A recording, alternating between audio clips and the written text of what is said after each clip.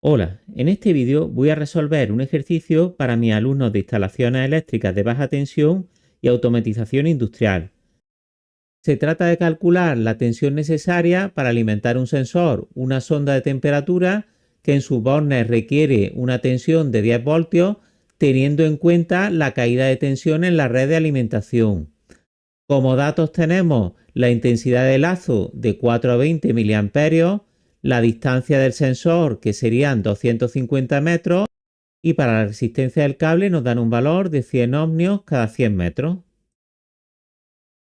Planteamos un circuito equivalente en el que tenemos nuestro sensor, la tensión que aquí está medida con un voltímetro que queremos obtener y una resistencia equivalente que sería la del cable.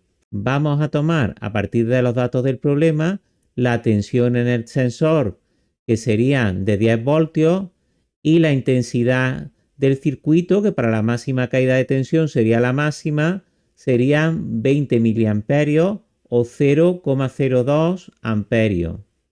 Con esto podemos calcular la resistencia del cable aplicando el dato del problema, que sería pues para la distancia de 250 metros por 100 ohmios partido por 100 metros y debemos de multiplicar por 2, pues la corriente en continua y monofásica siempre tiene un doble recorrido de ida y retorno a la fuente de alimentación.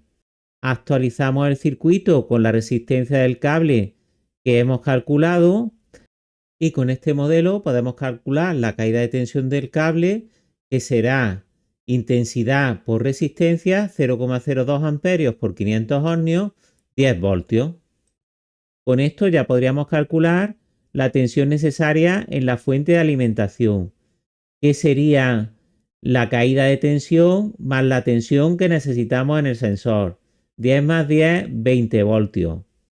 Con esto ya tendríamos el ejercicio resuelto, pero no vamos a perder la ocasión de calcular la caída de tensión en un cable con unos datos más o menos reales. Así vamos a calcular la resistencia de un cable de 250 metros, teniendo en cuenta la resistividad del cobre típica. Vamos a tomar la resistividad del cobre para cables a 20 grados centígrados, que sería de 0,018 ohmios milímetro cuadrado partido por metro. Un cable típico para la señal podría ser uno cuya sección fuera 1,5 milímetros cuadrados. Con esto tendríamos que la resistencia del cable sería 2 veces, porque el cable tendría doble recorrido, por la resistividad del material, por la longitud del cable partido por la sección. Aplicamos los valores 2 por 0,018 para la resistividad, ohmios milímetro cuadrado partido por metro, por 250 metros de longitud del cable y dividimos entre 1,5 milímetros cuadrados. Me daría un valor de tan solo 6 ohmios, que como veis es una resistencia bastante más pequeña que el dato del problema.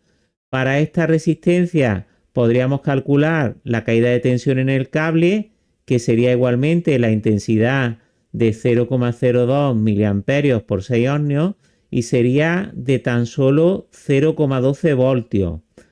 Con esto tenemos una tensión de alimentación necesaria de tan solo 10,12 voltios, un 1,2% superior a la que necesitamos en el sensor. En este caso, la caída de tensión es muy baja porque también la intensidad de la señal es muy baja. Por lo tanto, este tipo de cable y una fuente de alimentación de 10-12 voltios serían más que adecuadas para alimentar este sensor. Pues nada más, hasta el siguiente vídeo.